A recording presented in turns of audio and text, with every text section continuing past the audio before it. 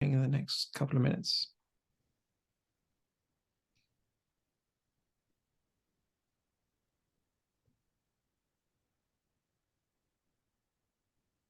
Just wait as people come in. We've got attendance numbers are already looking very good, which is great.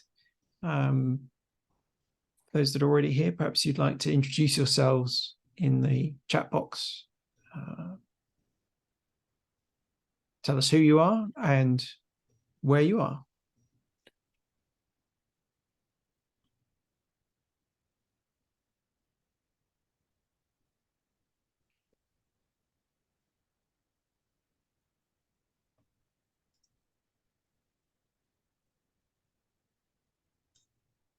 Great. Well, we are on the hour, so I'm going to start off with a few housekeeping rules. My name is Sean Fury, and I'm the Director of the Rural Water Supply Network Secretariat based at Skat Foundation in St. Gallen, Switzerland. You're very welcome to the first of these 3 webinars organized with the SIRWASH program, which we'll hear a bit more about as we go forward. The topic of this webinar is regional and national monitoring of rural WASH, water, sanitation and hygiene, and experiences of data to decision making. And we'll hear from 3 examples from 3 regions. So before we start, let's just do a bit of housekeeping. This webinar will be recorded, and the recording and the presentations will be shared afterwards on the RWSN website, on our YouTube channel and on our Vimeo channel. Please can you keep your microphone muted during the main session so we don't have any disruption to the speakers. As I mentioned before, please introduce yourself in the chat box and send your questions to the Q&A. We appear to have maybe a slight issue with the chat box. Someone's reporting in the Q&A, so maybe we just need to tidy that up. Looks like it's disabled for some reason, but our team will get that fixed. Okay, so we'll also ask you to fill out a short survey at the end of the webinar, but you're all very welcome. This webinar is exciting in that we have 4 languages on offer: English, French, Portuguese, and Spanish. You will see that there is an interpretation icon on your screen, so with a little world symbol, so you can select the language that you're most comfortable with. Please be aware that of our 3 presentations today, the first one will be in Spanish and the second 2 will be in English. So today's agenda is that I'm giving the welcoming now, and then I'll hand over to Mr. Sergio Campos from the Inter-American Development Bank. We'll then have 3 presentations from Peru, Malawi, and India, and followed by question and answers in the which you can post questions in the Q&A box, because apparently that's working, which is good. So I will now like to introduce Mr. Sergio Campos, the Water and Sanitation Division Chief at the Inter-American Development Bank. Mr. Campos is the head of the Water and Sanitation team at AfDB, based in Washington, D.C. in the US. He's responsible for the drinking water and sanitation, water resources management, and solid waste portfolio, which accounts for approximately $9 billion in 100 projects in the IDB's 26 member countries. In addition, he manages the Spanish Water and Sanitation Fund for Latin America and Caribbean, which is $1.1 billion, and the Aqua Fund, a multi-donor fund for technical cooperation. He has led the design and implementation of initiatives and special programs with strategic partners in areas such as behavioral change, Lazos de Agua, green infrastructure, Latin America Water Funds Partnership, recycling, a regional initiative for inclusive recycling, among others. Additionally, he oversees the application of Aqua Rating, a platform that evaluates the performance of public utilities, and HydroBID, a hydrological simulation tool that has mapped water availability in more than 280,000 watersheds across Latin America and the Caribbean. He is also in charge of the overall WASH knowledge and communications agenda, including publications, blogs, multiple massive online open online courses, special private online courses, presentations, with an average of 12 technical publications a year. Prior to joining the bank, Mr. Campos led the structuring of large water and sanitation infrastructure programs with sovereign guarantee and worked on structuring merger and acquisition projects in transport, energy, water and sanitation and communications, as well as in re-engineering projects, business consulting and microfinance. He is an economist with a master's degree in finance and public policy at Georgetown University. So, Mr. Campos, over to you, sir.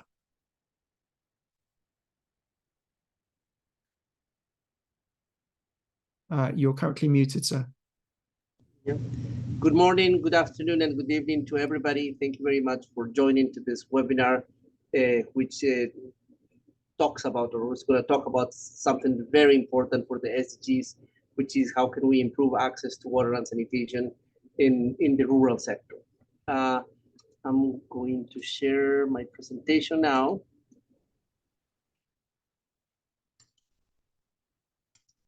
And as Sean indicated, along with the Asian Development Bank and with the African Development Bank, we're trying to strengthen our collaboration, learn from each other, learn from the different regions on the water and sanitation in the rural sector. We're going to have this year 3 webinars, as John mentioned it.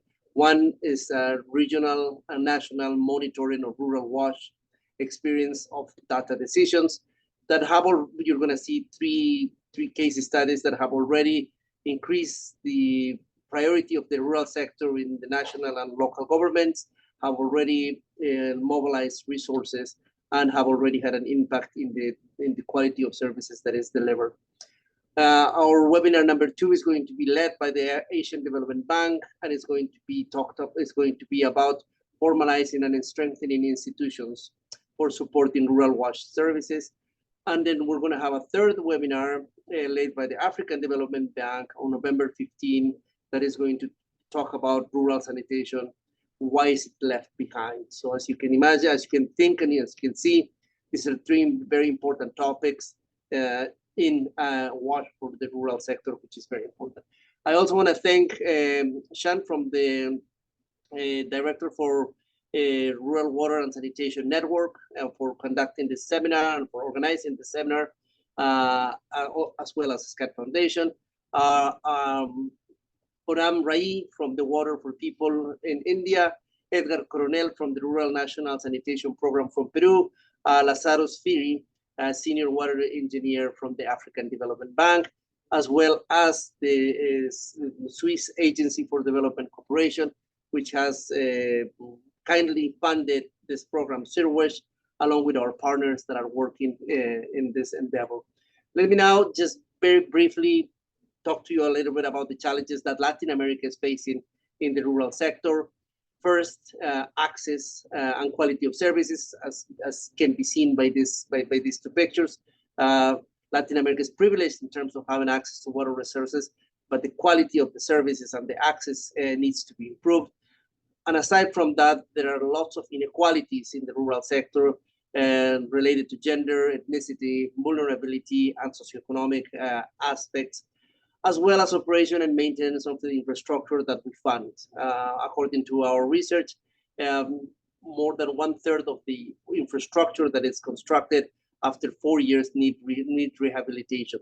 So there's an important issue of not only breaching the inequalities, but also making sure that the systems that we build are operated and maintained efficiently, as well as affordability and sustainability. In many cases, what we have seen is that it's not that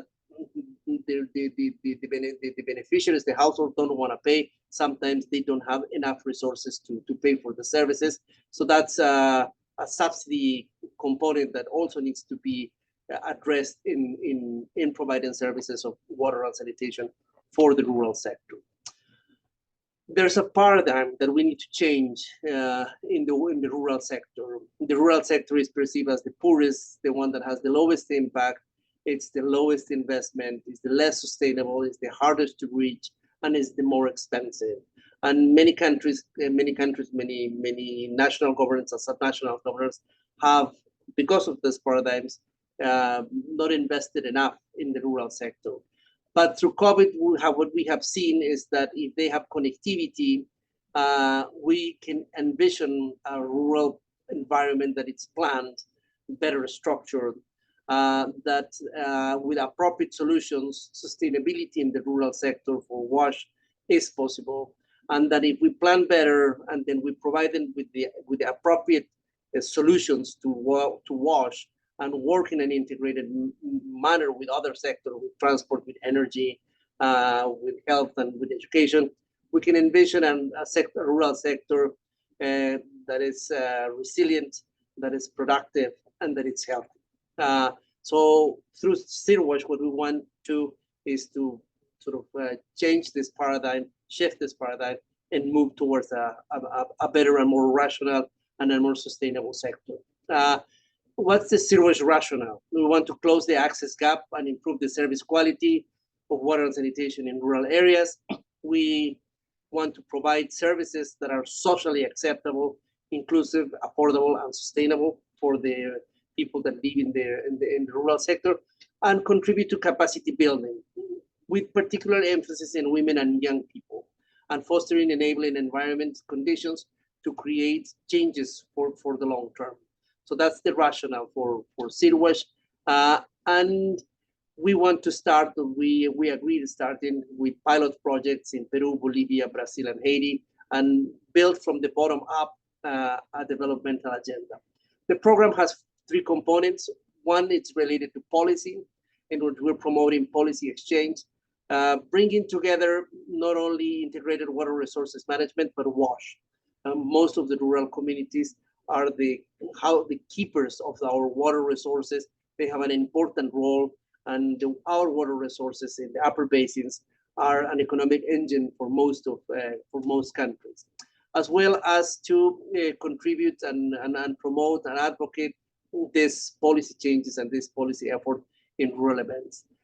The second component is linked to partnership, knowledges, and capacity building from within the rural sector, strengthening the collaboration with the Asian Development Bank and with the African Development Bank, as well as with other regions, trying to push smart monitoring systems that can help us provide better operation and maintenance, as well as promote multi-sectoral WASH between national and local governments.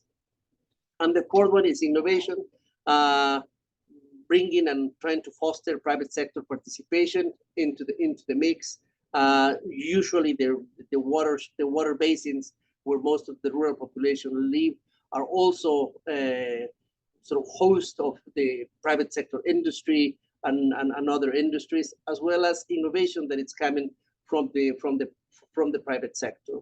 There are mechanisms as incentives that we can provide so that innovation reaches the rural sector. And we're not only talking about high-tech innovation, sometimes the low-tech innovations are the ones that work best. It's not only, we always say that innovation not only has to be digital and technical, but it also has to be social. So those are the components, and that's the mantra by which we're working. In SIRWASH, we're operating at 3 levels from the countries, in specific projects that we're preparing, specific components that we're launching, so that we can learn from that.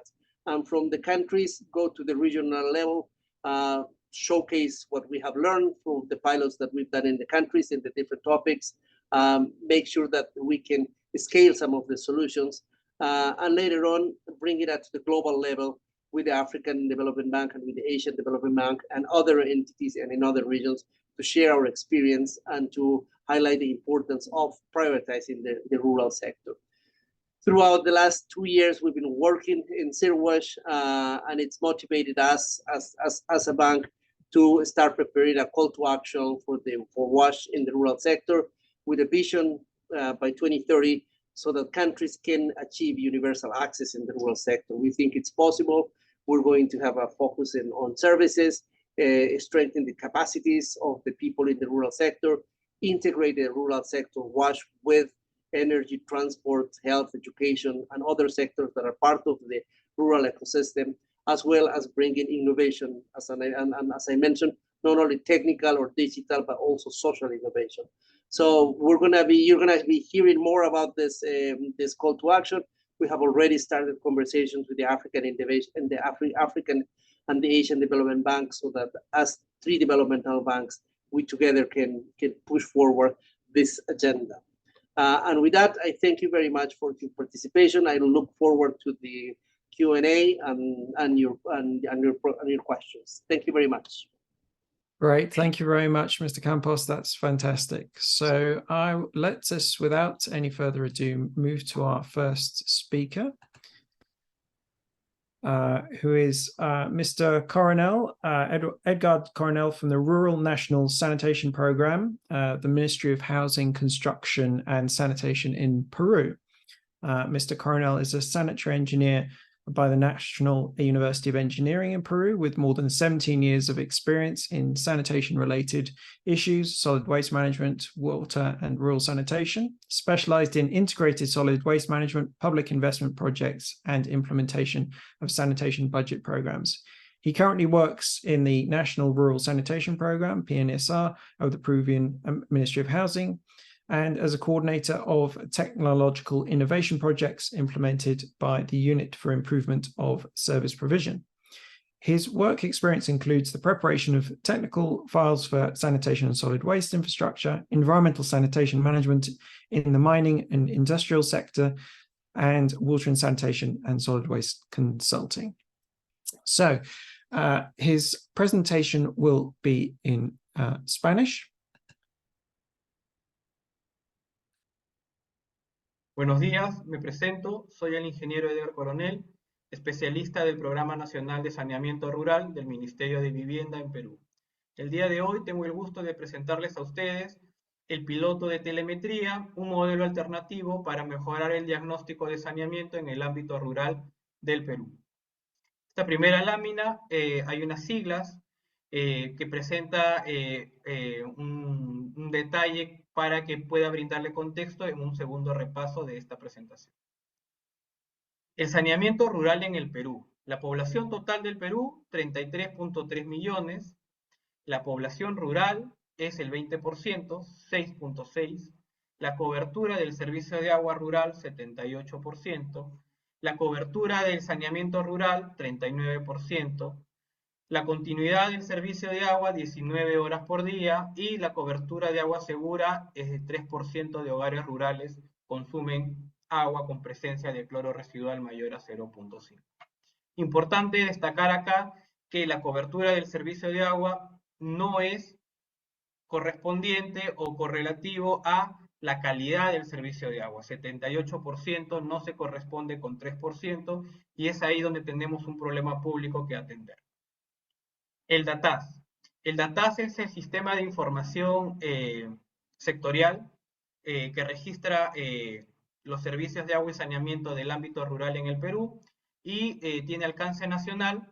Está en las 24 regiones, en 1.810 distritos, en 81.909 centros poblados, y registra información de 29.000 prestadores, 33.000 sistemas de agua, con una cobertura de registro del 98.4% del total del ámbito nacional. Entender el sistema de información de saneamiento del Perú, habría que ver un poco su evolución, y para eso haríamos un análisis partiendo del año 2012, que es el año de creación del Programa Nacional de Saneamiento Rural, en la cual el sector, a través de su ejecutora de saneamiento, tiene la necesidad de contar con un sistema de diagnóstico del servicio, y para ello recoge experiencias de los cooperantes que han trabajado en el Perú, entre ellos la cooperación suiza con su proyecto Zambasur. Ya a partir de lo que es el año 2015-16, el sector terminó de hacer los módulos de registro de información y, articulado con gobiernos regionales y locales, gestionó el registro masivo de información del saneamiento a nivel nacional. Esto fue gradual y ya para el año 17, 18, 19 y 20, las coberturas del registro comenzaron a subir y se tiene una información robusta del sistema de diagnóstico en el Perú. En el año 2021 ya este sistema de información podía desagregar o entender dos tipos de información. Una información de diagnóstico que tiene una frecuencia de actualización bastante más lenta. Un ejemplo de eso es el estado de un reservorio de agua. Y lo segundo es una información más operativa que va a unos módulos, que es información orientada a lo que es operación y mantenimiento. Cloro residual, mantenimiento del sistema de agua, entre otras variables que tienen una frecuencia de actualización mucho más rápida, ¿no? Es en este momento en la cual se encuentra el DATAS que llega el programa SIRWASH y se hace una propuesta, que es proponer una estrategia para acercar el punto de registro de monitoreo de datos de la prestación a la fuente de origen, ¿no? Y esta propuesta de acercar el registro a la fuente de origen genera o deviene en dos pilotos, que es el piloto de offline y el piloto de telemetría. Los actores involucrados en el registro de información de saneamiento rural y el modelo DATAS, podemos ver que el modelo DATAS se basa en que el gobierno local en este nivel se registre la información del saneamiento rural y el gobierno regional y nacional lo consuma para la toma de decisiones. La propuesta en estos pilotos SIRWASH es acercarnos al punto de origen, en este caso, incorporar a los prestadores de saneamiento rural para el registro de la información al diagnóstico utilizando el aplicativo offline y como segunda estrategia el monitoreo remoto del propio sistema de agua a través del piloto de telemetría. Ya como piloto de telemetría, el objetivo que se tiene aquí es evaluar modelos alternativos para la recolección de información de agua y saneamiento a través de la digitalización y el monitoreo remoto, como una acción sectorial de innovación, ¿no? Objetivos específicos, 3. Uno orientado a la parte más física, la implementación de la estación de monitoreo. Un segundo objetivo orientado a la adecuación del sistema de información del DATAS. Y un tercer objetivo de evaluar modelos de sostenibilidad de este monitoreo remoto. El piloto de telemetría tiene 5 ejes en su diseño. El primer eje es establecer cuáles son los parámetros claves que se van, o las variables claves que se van a monitorear en la estación de telemetría. Tenemos turbiedad, cloro residual, caudal, pH y temperatura, ¿no? Que son parámetros asociados a lo que indica la norma de salud para agua para consumo humano, ¿no? El segundo eje es la parte más física, la instalación de la propia estación de monitoreo. Aquí el piloto SIRWASH trabajó la provisión, instalación de los sensores, panel solar, equipamiento asociado al monitoreo, y resultado de eso se tiene la estación de telemetría instalada y operando, ¿no? En el tercer eje tenemos la información y gestión de alertas. Aquí tenemos el registro y mantenimiento de la información, que resulta en lo que es un módulo, que es un reporteador de la información que se maneja a través de la telemetría, y en un segundo eje, el reporte de alertas, que se tiene un dashboard para poder recoger información del nivel nacional, regional, y también unos aplicativos en el celular que le permite tomar alertas al prestador rural como al área técnica municipal. En el tercer eje tenemos la adecuación del sistema de información para la integración del monitoreo en línea al DATAS, que en promedio demoró entre 8 meses a 1 año todas estas articulaciones con las oficinas que corresponden para su articulación. Y en el quinto eje es la revisión normativa en función a los resultados del piloto, que nos den como resultado propuestas normativas para poder implementar el escalamiento del piloto de telemetría. Aspectos claves del piloto de telemetría lo podemos ver desde dos enfoques. Uno que sería el enfoque del diseño de la intervención y otro que sería el enfoque de la ejecución propia de la intervención. Desde el diseño podemos ver la estrategia para acercar el punto de recolección a la fuente de origen, como les venía comentando. la cobertura del servicio de telefonía móvil como un aspecto que brinda condiciones para el piloto, la articulación con la academia que promueve tecnologías de bajo coste o tecnologías propias, el cuarto punto que es las condiciones del propio sistema de agua para la selección del sistema del SAP donde se va a instalar la estación de telemetría. Acá hay que ver calidad del servicio de agua, continuidad, estado de infraestructura, entre otras variables. 5 es el mercado, el acceso a la tecnología, y 6 es los entornos de innovación, ¿no? Aquí el rol de la cooperación técnica y su financiamiento ayudará a que se siga avanzando en esta frontera de innovación. En los aspectos orientados a lo que es la ejecución de la intervención, tenemos la aceptabilidad de la tecnología por el gobierno local y la comunidad. Aquí hay un factor de gestión social importante que trabajar. El segundo punto es fortalecer capacidades técnicas del operador del sistema de agua, que le permita viabilidad técnica al piloto de telemetría. El tercer punto es el soporte técnico que debe brindar el Ministerio de Vivienda a los operadores del sistema de agua en operación y mantenimiento. El cuarto punto es el mantenimiento del propio sistema de información a cargo del Ministerio de Vivienda. Y como quinto punto tenemos que la operación y mantenimiento de la estación de monitoreo está íntimamente ligado a las condiciones del servicio del propio sistema de agua, ¿no? Calidad y continuidad.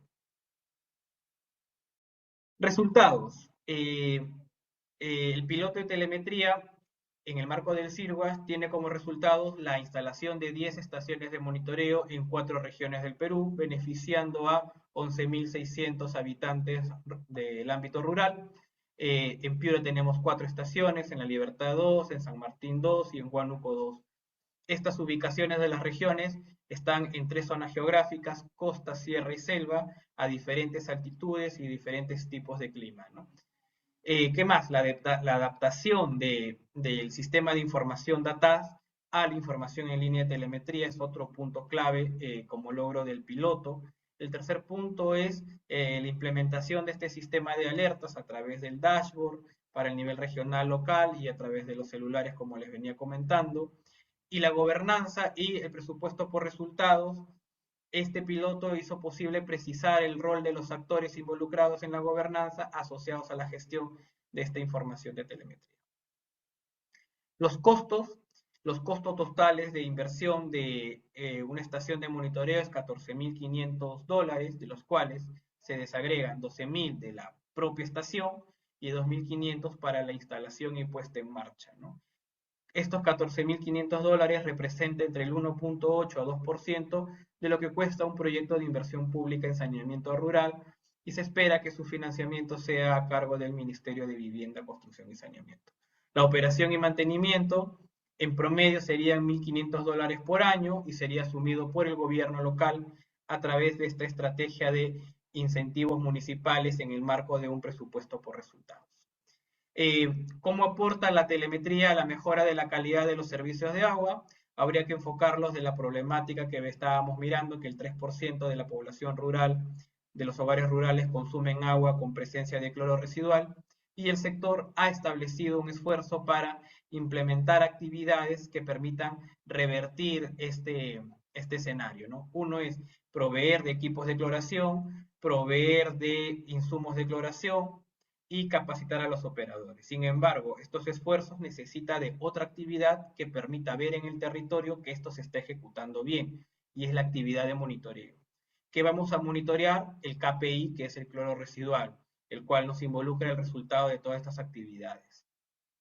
¿Qué se necesita para poder ver este cloro residual? Se necesita ver la continuidad del monitoreo. Y ahí es la gran diferencia del aporte de la telemetría. El gobierno local, a través de las áreas técnicas municipales, en promedio, monitorean 6.2 veces un sistema de agua por año, y la telemetría, como mínimo, 365 veces por año un sistema, ¿no? Entonces, ahí la diferencia es significativa. ¿Qué nos permite esto? Tener condiciones de entorno que nos ayuden a la reducción de enfermedades diarreicas agudas. El potencial de escalamiento está asociado en el Perú a través de lo que es la cobertura del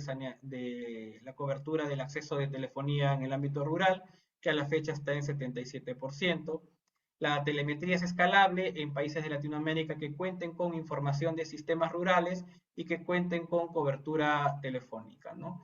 ¿Qué más? Aquí hay 3 puntos claves que también habría que ver como potencial de escalamiento, que es la gestión del conocimiento, la implementación de políticas y el propio cierre de brechas. Muchas gracias por su información. Fantastic. So thank you very much for that fantastic presentation. I think there was, let me just move that on without triggering the video again.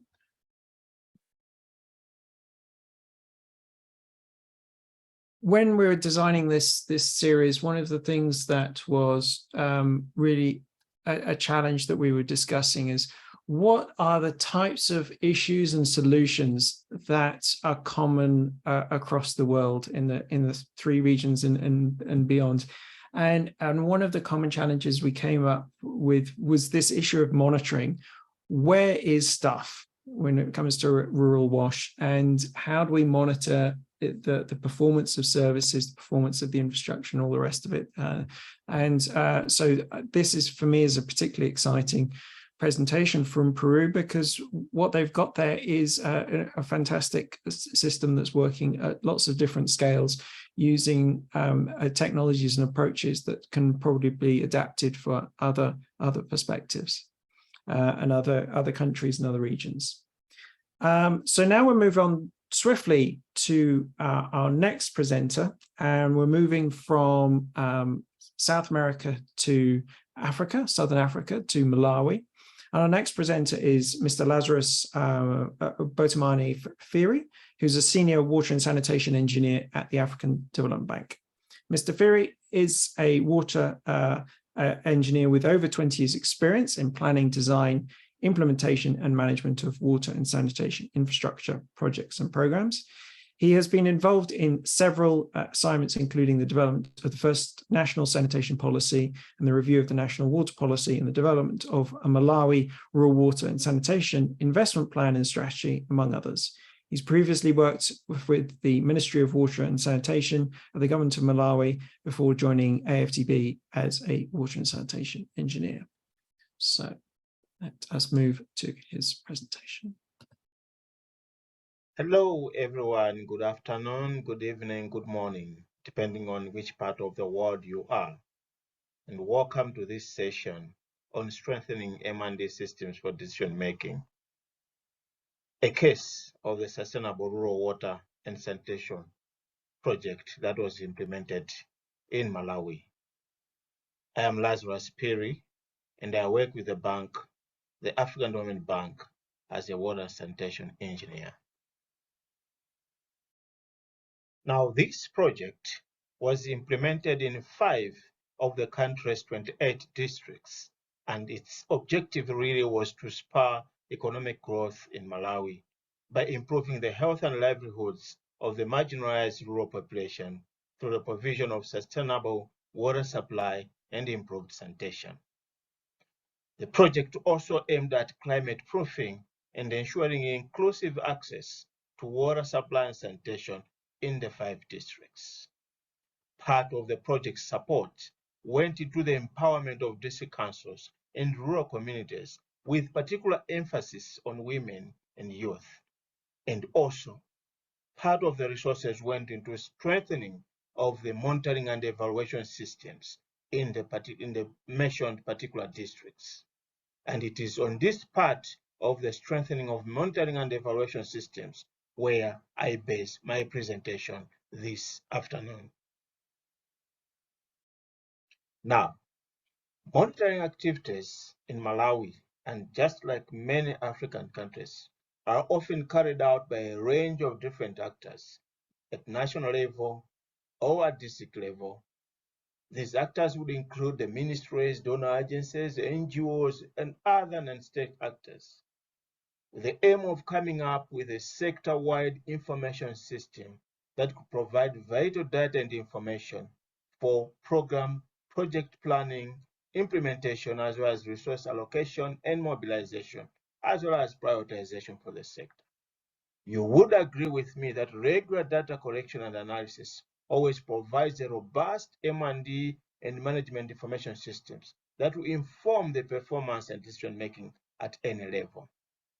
Now, to support decision making, this project supported the strengthening of WASH M&D framework, and that included a WASH M&D database tool that was developed for the district councils. The M&D system that was used to collect and analyze basic data on WASH that helped improve service delivery. This data that was collected was stored in an MS Excel database where it was analyzed and used to produce a simple map of district coverage rates based on different indicators for different decision-making tools. Focus during the implementation of the project was really to strengthen the district capacity by providing the much-needed equipment and training on M&E related activities, as well as supporting the development of the databases in the districts. A team of government officers trained as national facilitators organized the training of trainers to equip the district coordination teams, DCTs, with skills to conduct training on the whole process. The other support was provided on continuous basis in the whole process of training extension workers, be it data collection monitoring, validation, entry, analysis, as well as presentation of results. Data was collected at community level, on public premises, learning institutions, as well as health centers, and based on the harmonized WASH indicators available on the national platform. In additional data, such as area mechanic and spare parts supply chain availability for the management of the operation and maintenance of the water points was also collected, as well as coordinates of infrastructures, which were collected using a handheld GPS. Now, to summarize this process, an extension workers team would complete a data form that was developed within the villages or areas of responsibility and submit this to the district level. The data at district level now would be entered into a Microsoft Excel spreadsheet, and this data automatically populates an analysis template that was built within the Microsoft Excel sheet. The data calculated using the templates could be visualized on a district map outlining directly in the Microsoft program. This data could also be exported to GIS database system based on the coordinates that were collected during the data collection. As with any data, credibility is critical, and in M&D, inaccurate data can paint a false picture of the situation. The data that was collected by the HSCs or the water monitoring systems was subjected to some sort of verification. The first line of credibility checking is checking whether the data entered presented a dramatic change from the preceding situation. And in this case, the extension workers team would be asked to go back and verify the data. Another way of finding out is comparing data collected by indigenous or non-indigenous HSS or WMS to establish if there are any clear variations. The tools which were used, in this case, the GPS system, would also have to be checked regularly to see if it is functioning properly. So once these doubts have been cleared, the data would now be entered, analyzed, and reported on. An Excel-based database is a primary tool for data analysis. So this data that was captured in these databases was used by these district councils to produce sector performance reports for their sectors in the councils, and this would form a basis for discussion at annual joint sector review workshops that were held in the country. This slide just illustrates the levels of data flow from the health surveillance assistance through their departments to the health office for sanitation and hygiene issues, while water monitoring assistants would report on water functionality and water availability in their respective areas through the district coordination team, and these were in the purview of the M&D officers. So this just to present a diagrammatic presentation on how the data was flowing. This slide also just brings out part of the data that was captured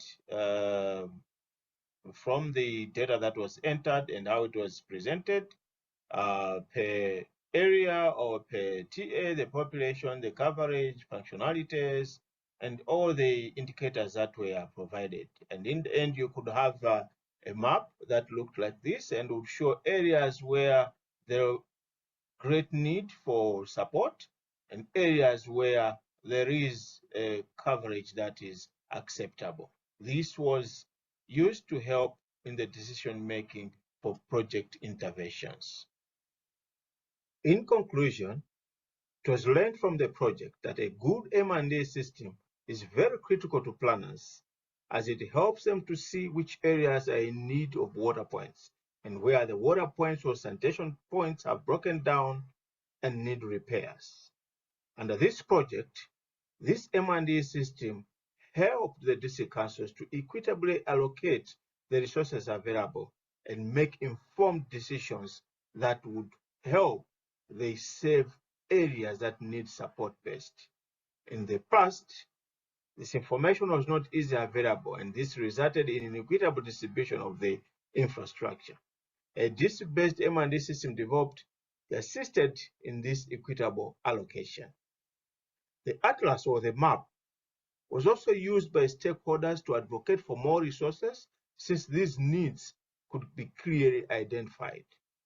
The M&D system assisted the district councils in further developing of the district sector investment plans, which have been used to further mobilize resources. Thank you very much, and I thank you for your attention. Fantastic. So another great presentation there, very clear, and it's interesting that although Peru and Malawi are very different places in many ways, many of the challenges are actually very similar, and a lot of the needs are very similar when it comes to monitoring and data and all the rest of it. But it also shows that how time intensive, work intensive it is to collect data, and the importance of having good quality data, but also how that data is used. And mechanisms such as joint sector reviews, I think, are really important to have that mutual accountability between actors and stakeholders within a country to really, keep each other going and identifying priorities and making sure that that work gets done. So thank you very much for that.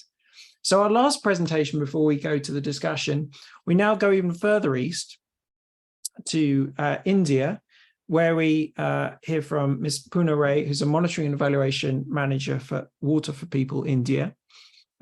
She has 10 years experience in monitoring and evaluation, social research and project management. She's worked in different facets of development, including maternal health, elementary education, livelihood, life skills education, adolescent development. She has managed and led monitoring, evaluation and learning at national and state level, and worked with a range of stakeholders, including governments, NGOs, and local government structures. She holds a master's degree in economics and business administration with certificates in monitoring and evaluation. So without any further ado, let's hear from her.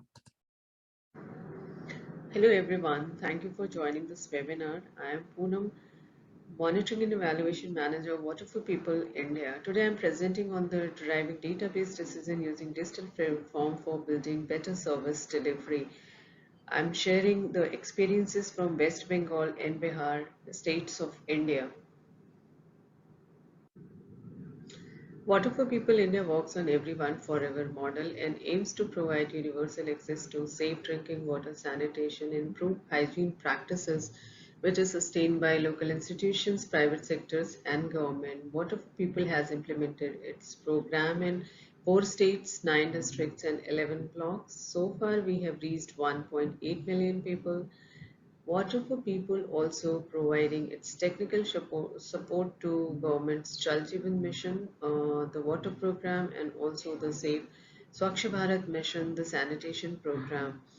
Our Destination 2030 objective is to create local water system to improve services for more than 10 million people locally, and strengthening the national water system to improve wash services to 100 million people.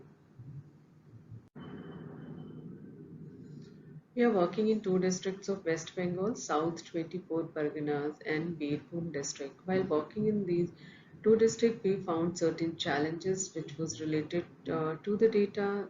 We can say the lack of the trusted data available.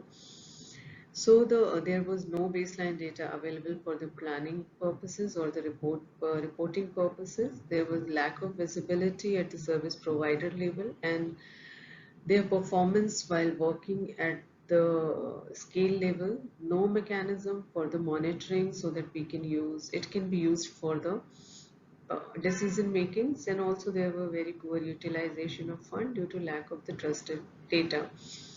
So we thought of like doing experiment and using the digital platform to collect certain data which can be trusted real-time data and used for different purposes. So we introduced the digital platform PDA, Participatory Digital Attestation Program, for the training purposes, because there were the lack of training data as well for the service provider whose capacity and has been built, and they were not registered anywhere. Also, there were the lack of this kind of data with the government, so that once they can identify and they can use these providers for the different training programs. The Participatory Digital Attestation Program is a platform which provides different things, many facilities to the trainer as well as the trainee who has attended the training. They can use the different content from this platform. So it helps in building the capacity and empowering the frontline staff or the service provider to get their job done. Also, since it is the digital attested program, so it is digitally attest all the interactions in the field and use the data for the real-time monitoring.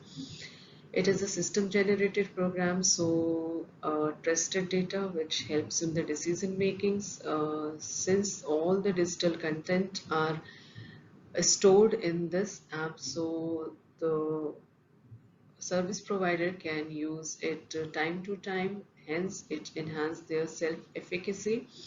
Also, the data is stored in this platform is visible through the dashboard and can be used by the different multiple government agencies, officials for the further programs. Once the training to all identified master trainers and the service provider has been done through the PDA platform, now the government utilize them for collecting the baseline data, and for this we prepare the 7 digital content and 7 survey formats to record the baseline data. Through this process, using this digital platform, around 0.37 million households surveyed and its data has been analyzed. Around 3,905 public institutions were surveyed to understand the present condition of the water mission, the Jal Jeevan and the Swachh Bharat, the sanitation mission at the public institution level. Public institutions include the schools and the health clinics. We found that 21% households having functional tap connections, 93% schools and 61% AWC having drinking water facilities, drinking water sources, around 64,807 households just having the platform constructed for the piped water connections. And we also found that there were 18,700 non-functional and 18,063 households were having partial functional tap connection. All these were the real-time data was visible through the dashboard, and it can help in real-time quick decision making. Since using this digital platform PDA, the real-time data was available and government can quickly see through the dashboards. The data was used for the quick decision makings, and based on this, the service provider or the data collector's remuneration was released. The government released around 1.1 million Indian rupees towards the remuneration of these data collectors. It also helps to build their confidence, and also now they are visible to the government and can be used time to time for the other training program or the data collections. Also, this data has been utilized by the government by feeding into their own monitoring systems and identifying the functional and non-functionals, the tap connections, also the household which are having the single pet or the other sanitation related indicator. It also helped at the planning level. This data was basically used for preparing the detailed project report in terms at the GP level for the liquid and solid waste management.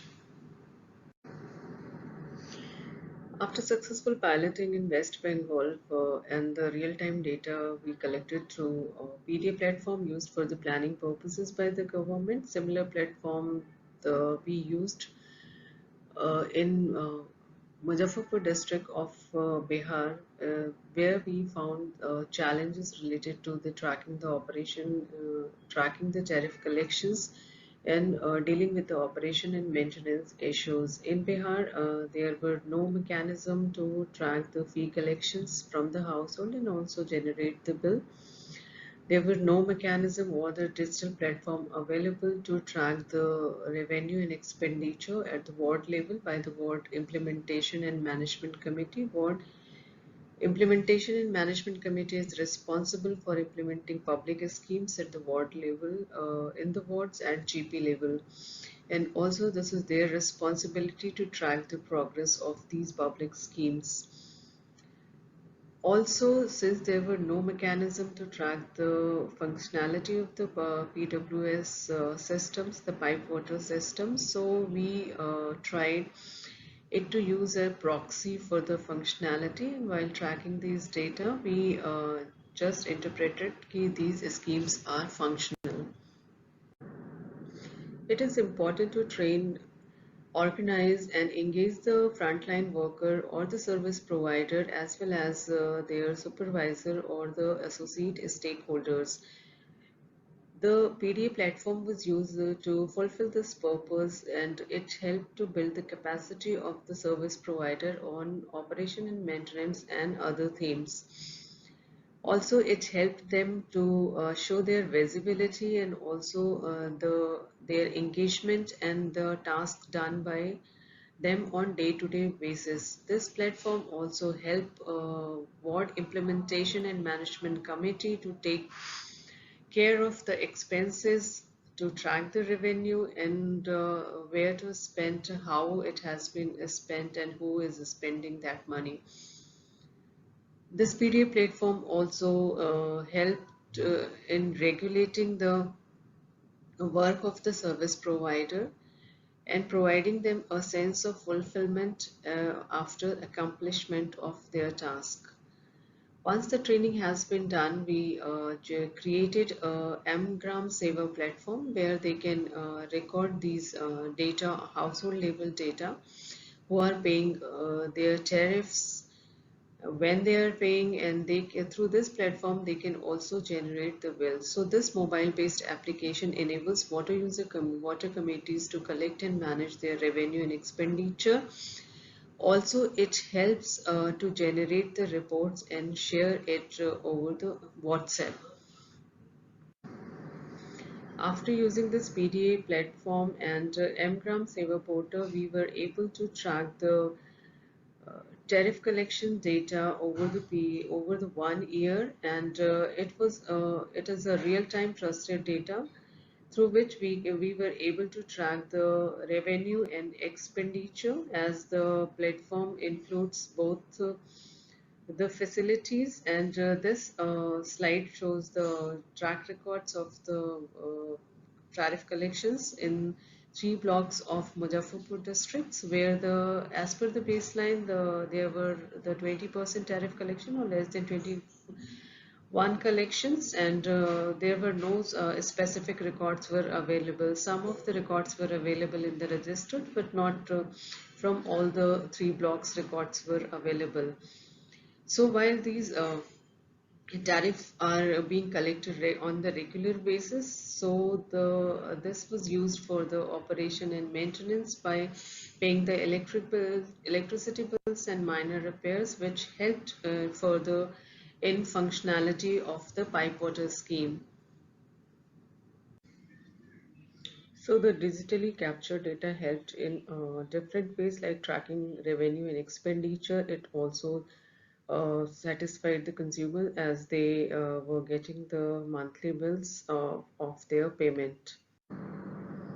While looking forward, it is proven that the use of different digital tools make the system much more efficient, and the PDF-based approach is a demonstration of how this can be made possible.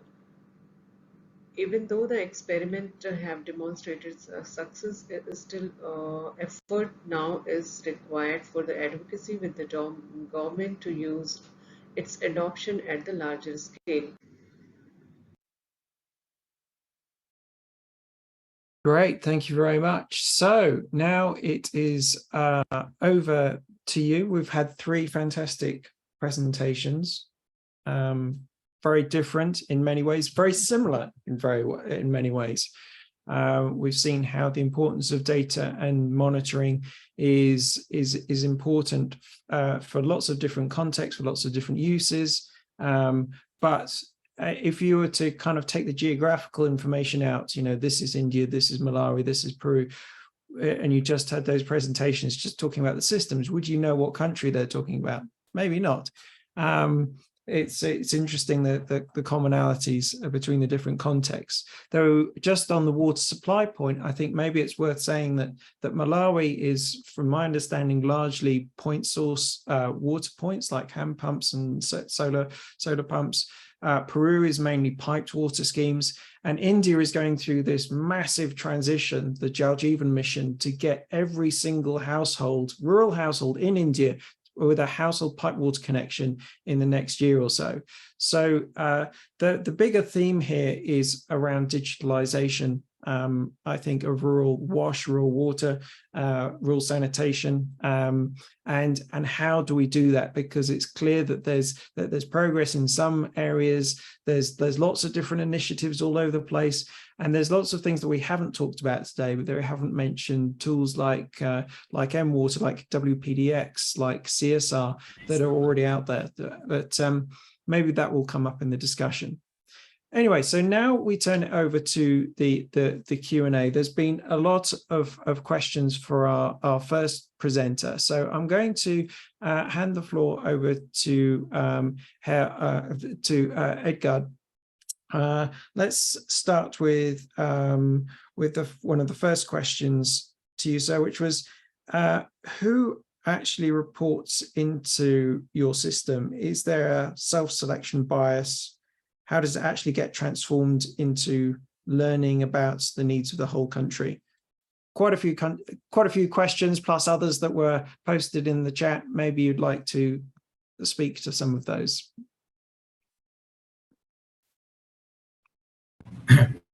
Muchas gracias. A ver, sobre el consumo de la información, ¿no? O el uso de la data para poder hacer algunas mejoras en lo que es saneamiento. El sistema de información DATAS alimenta de información en algunas variables claves que nos permite a nosotros poder implementar esta herramienta que les comentaba en la presentación, que es el presupuesto por resultados, ¿no? Una de sus herramientas es el programa presupuestal, y lo que hace el sector es transferencias financieras en ciertas actividades claves para poder impulsar este cierre de brechas de acceso de cobertura con calidad.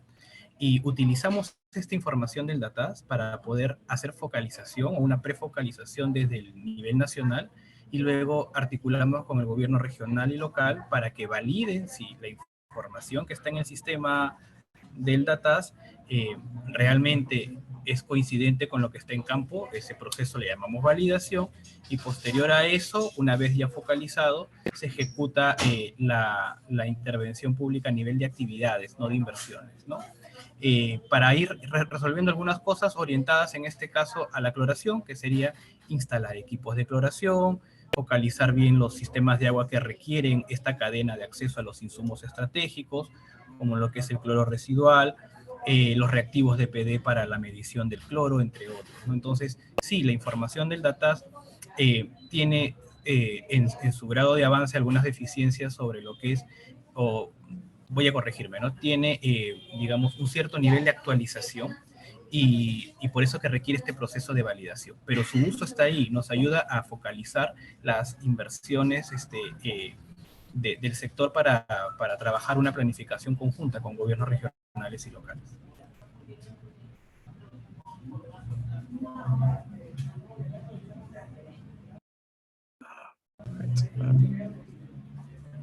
Great, thank you very much. Sorry, I just had to switch audio channels there.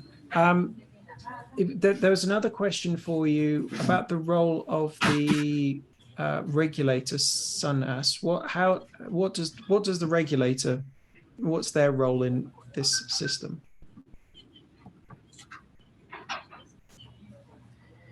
Ya. El sistema, el regulador en Perú es SUNAS. Usualmente ha estado trabajando más en el área urbana que rural. Ahorita ya tiene funciones para regular ambos ámbitos, urbano y rural, y el nivel de avance que se tiene en regulación ahorita es progresivo. Como está empezando, todavía no hay una regulación estricta sobre los prestadores rurales para poder implementar algunas acciones, digamos, de fiscalización que ameriten algún tipo de sanción punitiva, por así decirlo, ¿no? A lo más se está haciendo algunas acciones de comunicación y de alertas, como una pequeña transición en tanto se vaya trabajando este tema de la regulación rural. Lo complejo de lo rural en Perú es que son 33.000 sistemas y todos están dispersos. Esta atomización es lo que le complejiza también en el tema de lo que es al regulador hacer su supervisión.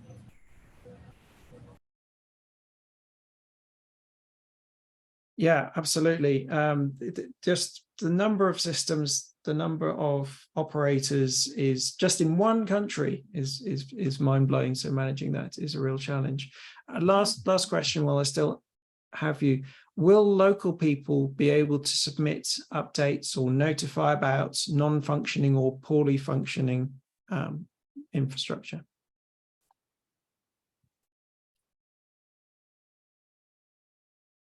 Es parte de esta innovación que se está trabajando en el programa SIRWASH, ¿no? El sistema de información DATAS, como lo mencionaba en la lámina, tenía como modelo base que a nivel de gobierno local recoge información de lo que ocurría en la comunidad rural, ¿no? Entonces tenía que bajar a la comunidad para recoger la data. Y parte de acercarse a la fuente de origen es entregarle a los operadores de saneamiento en el ámbito rural, que son la comunidad organizada, que administra los servicios de saneamiento, para que puedan entregarnos información. Esto se está implementando a nivel de piloto. Entonces, para dar una respuesta concreta, y la información que le vamos a pedir a los operadores rurales, básicamente va a ser información operativa que maneja el operador. O sea, muy, muy básica que ellos manejan, y pedirle información más compleja sobre el estado de la infraestructura asociado para ver la calidad del sistema, eso lo estamos manejando con visitas técnicas que hace desde las sedes regionales a los sistemas de agua cuando se requieren. Y ese trabajo es lento porque la capacidad operativa que se puede visitar es limitada, ¿no? Entonces, se avanza según necesidad, más no se tiene un diagnóstico total del estado de la infraestructura vigente, ¿no? El data sí tiene información de todos, pero una cosa es mantener un sistema, una información del sistema, y otra cosa es la actualización de esta información. Entonces yo me estoy refiriendo a la actualización de la información orientado al estado de la infraestructura. Great, thank you very much. Muchas gracias. So let's turn now to Mr. Piri, who we have a question for you, sir. So did the new database fully replace the various systems held by various actors involved in the monitoring in Malawi? And was there any resistance to this transition? All right, thank you very much for that question. So this data monitoring framework was put only in the project districts that the project was being implemented. Having worked with all the district councils, all the consultations, there was no resistance to the implementation of the M&D framework. So at that point, it did replace what systems were available on the ground. But as I indicated in the presentations, over time, I think the challenge really has been to upscale what was done in these 5 pilot districts. And over time, there have been better or other models that have come in that have gone nationwide and taken part of the information and data that was captured under the project, like the M-Water, which is now currently being used to monitor regularly the data and functionality as well as other indicators in the sector. So at the point of implementation, there are no resistance whatsoever because there was a very good consultations with the concerned district councils. Thank you. Great, thank you very much. We'll now turn to Ms. Ray and a question, what are the most important performance indicators of your scorecard and how did you conceive them?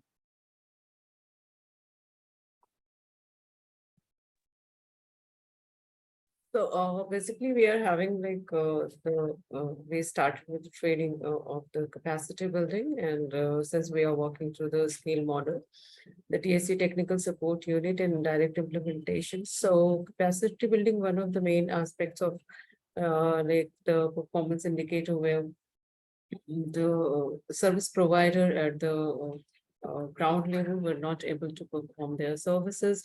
So operation and maintenance and lack of the operation, they were facing the main operation and maintenance issues in the field to run the pipe water systems, pipe water schemes. So we trained them, and like based on that, also the tariff collection was main important issues which we were tackling at the ground. And after the training, they were able to handle these issues, and we were able to introducing this platform, digital platform. We tracked the tariff collections, and which helped further the maintaining or running the pipe water systems. And apart from that, we were also based on the water quality testing, water quality and the quantity as well. Water quality, we have given the lots of training to the service provider, and based on that, also we focused on the social behavioral change, and based on that, they were able to, we created the ISC materials, different materials, and which created the awareness as to enhance the performance of the service provider at the field level. So Jata, if you want to add on this. My colleague Sujata yes, is there. Poonam. Yeah. Can you? Hello, am I audible, Poonam? Yes. Yes, Sujata. Okay. Yeah. Just to add on, one of the key things that we wanted to highlight in this digital platform is that when we work at scale, when there is a population of 3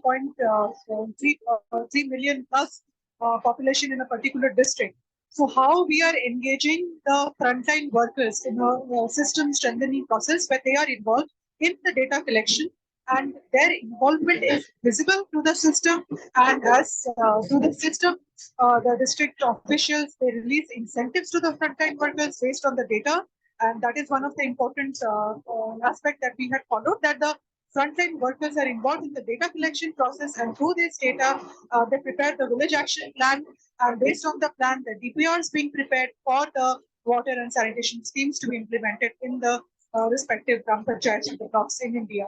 So that was one of the key things that the digital platform has made us. We had this success in in one of the districts we experimented. So that's how the government officials, it's a platform where the frontline workers got access to all the contents of the training. The number of frontline workers registered, they are visible in the platform, and based on the tasks that they completed, based on the planning, their incentives were released, and the department released the incentive based on the task. Because sometimes the basic challenge is who does what, functionaries there and the different cadre is not that visible, and the release of incentives also becomes a challenge for the government authorities. So that was an addition. Great, thank you. So there's a couple of general questions for each of the speakers. So we'll, as we're with you, Azrael, let's start with you. All of these presentations have been quite sort of projects, which is fine, but it's like, what's the vision or assurance that these are going to be embedded in the long term to actually achieve results, and that when your funding runs out and you move on to something else, that the whole thing isn't just going to die? Because as we know in the WASH sector, there is a long track record of really great initiatives, really great pilot projects that never fail and never scale. So what's the vision for really, really moving the situation in India, where you're working in India, to sustain and scale up?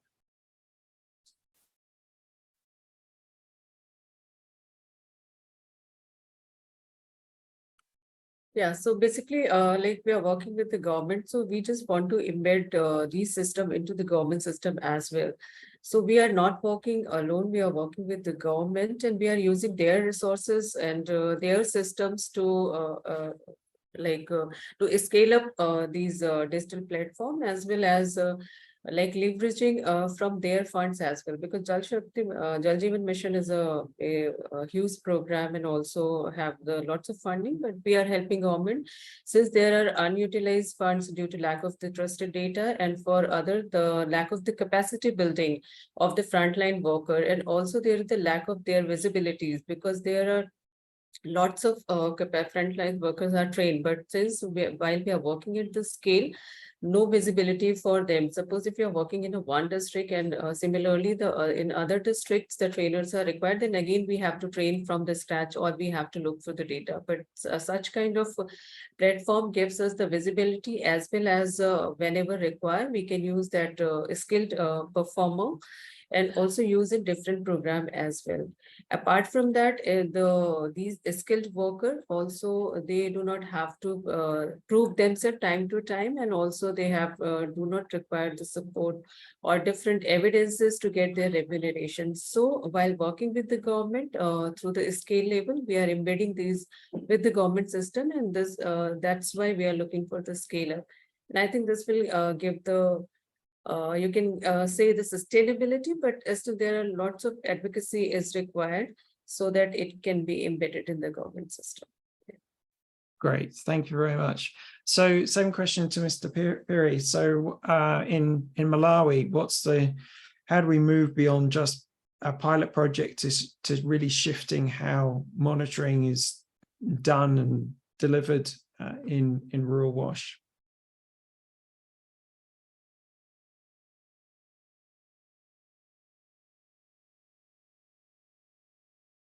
Sorry, thank you. I lost my connection a bit. I think most of the areas are similar to what my colleague has indicated, but I think from the initial design of the framework, we tried to ensure that the government is the one that is on top of everything, leading the process, working together with the councils, as indicated in the presentation. A team that was trained at national level was the one that was responsible to take it out to the concerned district councils, with a hope that after this, it could be replicated in other districts using the training that they have received. But also the data collection tool was made in a very simple way that it can easily be replicated for other districts. It's not a program that was based on very sophisticated programming.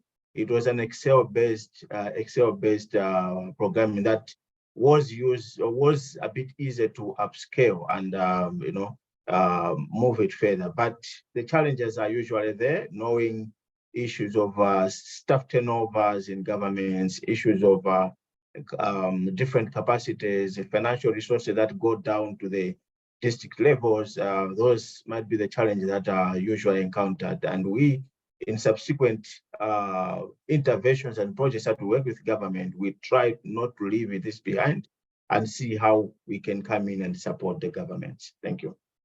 Great, thank you. Great, and finally to coming back to Mr. Coronel, what's the vision for sustaining, going past the pilot and really changing how things happen in Peru?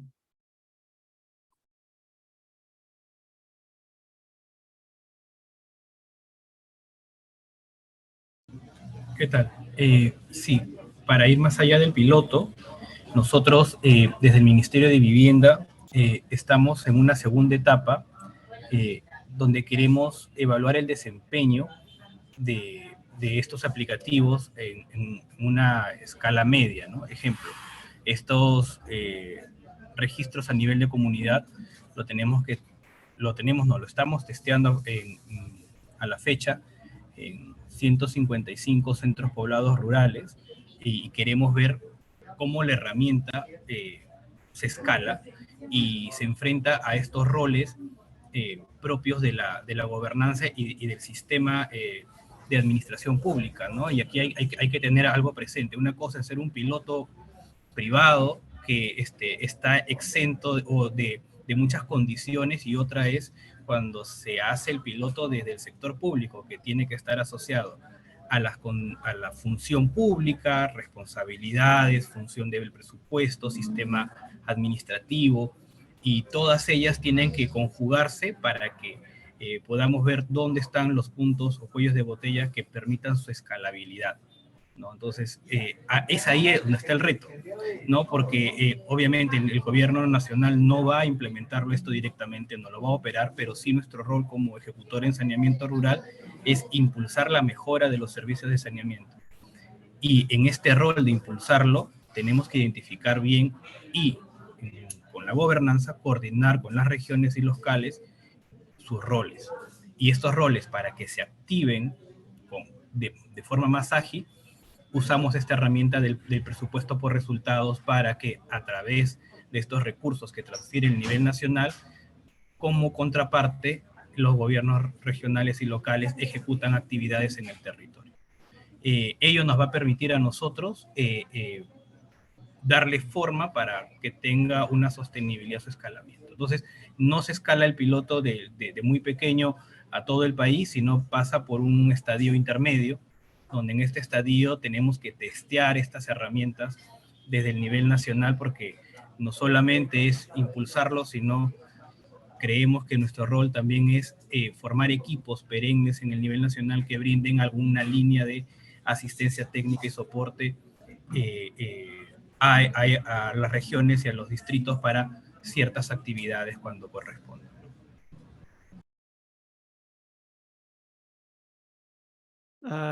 Thank you very much. I'd like to come back to Sergio now. So Sergio, we've had three great presentations, some excellent question and answers from the audience. What are your reflections on this whole topic around monitoring, around digitalization of rural WASH? What are your kind of thoughts on this in this space? I think that it's this type of innovations and this type of technologies are going to help us do something that in the past it was very difficult for the rural sector to do. When a rural community in the past had a breakdown or a maintenance problem, they had to drive or commute to an urban setting, and they were not able to transmit and to communicate certain things. Now, with this digitalization and this technology, connectivity is much easier.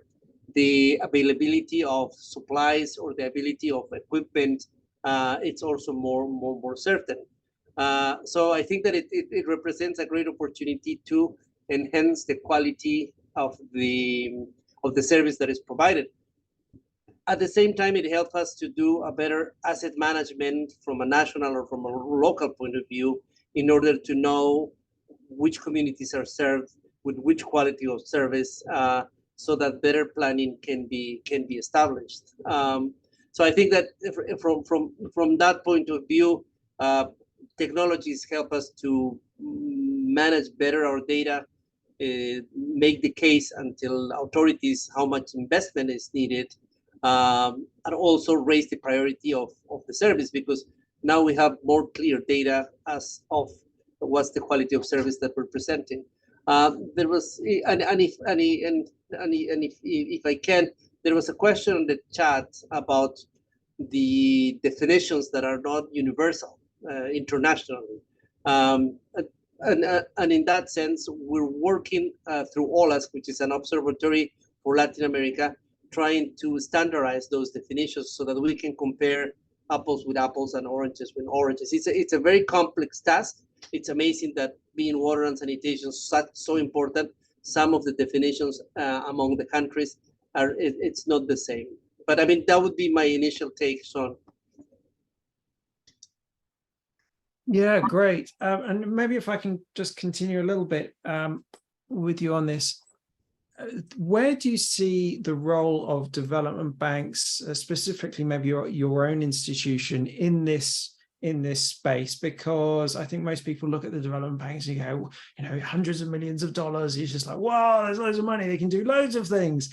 But where do you see where you and your team and your institution fits into the ecosystem of different actors in this very difficult, fragmented space? I think that we have the mandate and the responsibility to shift some certain paradigms through pilots and cutting edge projects. Most countries are used to do the same, used to invest in projects in the same way they were doing it, because that's what the norm is, that's what the standard is. And I think that developmental banks, we have lots of resources, but at the same time, they're very minimal respect to the budgets that countries have. So in the projects that we have, if we can raise up the gender profile, the environmental component, that the technologies, digital technologies are important, but at the same time, low-tech technologies are also important. And that the behavior of the people, it's important and should be strengthened from a different angle. Like we have a pilot with the behavioral change through the social art. Sometimes we build infrastructure, but people don't use it efficiently. And it's not that because they don't know or they don't need it, it's because they haven't been taught adequately how to use them and how to sustain them. So there are different technologies, there are different things that have been tried in Africa, in Asia, in Latin America, that we as development banks can sort of bring everybody together, identify what's been working, and try to implement it and make it differential. I think that we have a responsibility to make investments more efficient. Fantastic, thank you. So we're coming to the end now, but maybe I'm going to go around all the speakers and just ask for like final reflections or key takeaways. What would you like our audience today? We've had over 200 people join us today, which is fantastic. It's a really great turnout. So let's just go around the room. So maybe starting with Mr. Coronel, what's your key takeaway that you want people to take away from this today's session? Creo que es regresar a la premisa del webinar, ¿no? El sistema de información es transversal a diferentes regiones y se puede aprender de las experiencias de diferentes partes del mundo para poder enriquecernos entre nosotros. Creo que eso como mensaje final y de fondo, fuera de los detalles técnicos de las experiencias internas que estamos haciendo en diferentes partes del mundo, ¿no? Gracias. Fantastic, thank you very much, and I would agree with that. That totally. Mr. Perry, what's your takeaway that you would like, key message that you would like to give? All right, thank you very much. I think it is very important to have evidence-based decision-making tool for good and equitable distribution of facilities and support, mainly from the government partners. It is also important to make M&D tools as user-friendly as possible and easier to be replicated over time.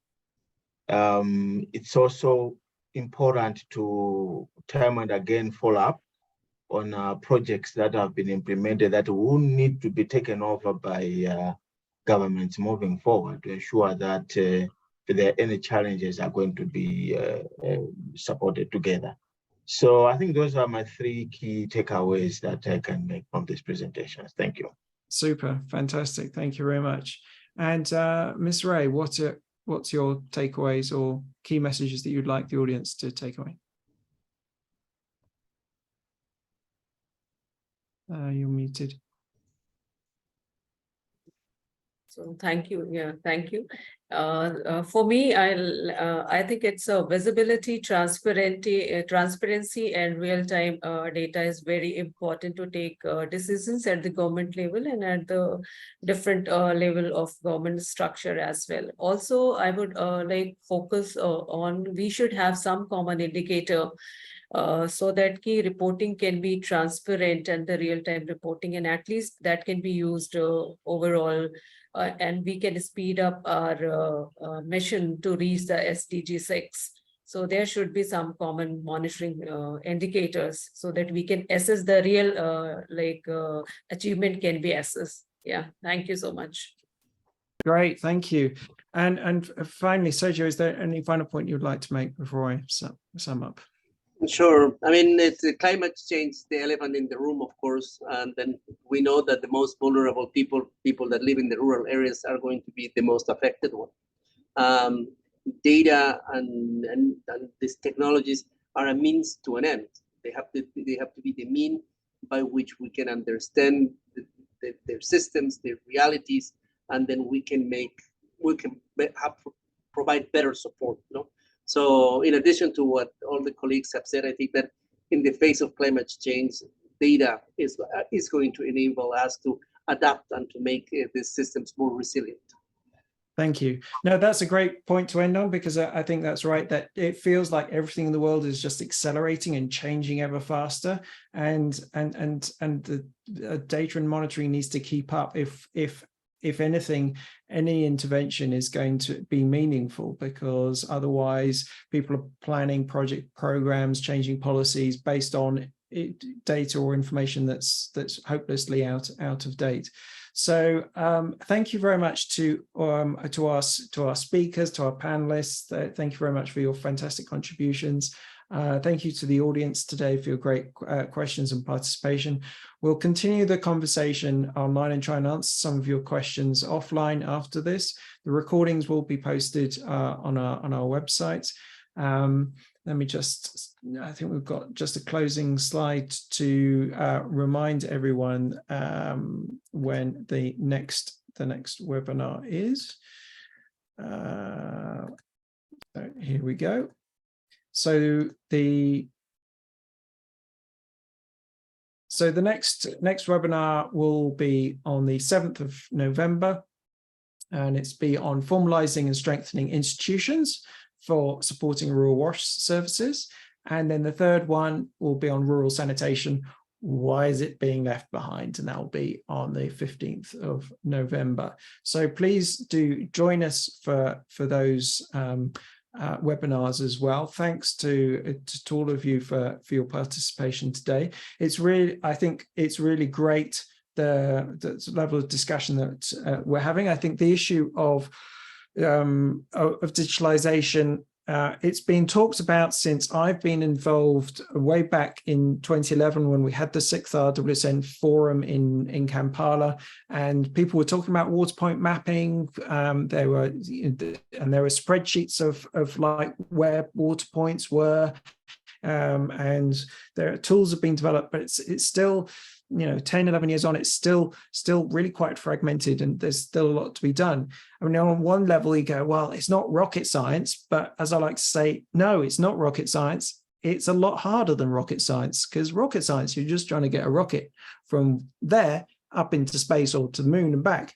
We're trying to monitor hundreds, maybe tens of millions, hundreds of millions of wash facilities in rural areas, very, very difficult to access areas, all the time, and keep them all running, because that's the goal of both the SDGs and the human rights to water and sanitation. So all of you who are involved in this space are doing a heroic job, and please carry on, and please make use of us as a network, and Susanna as a network, Sustainable Sanitation Alliance, so that we can really crack some of these where things can be standardized as international indicators or understanding of how climate change can be tackled. Let's collaborate at that international level, so that it frees up more time and resources to work at the local level to delivering good services.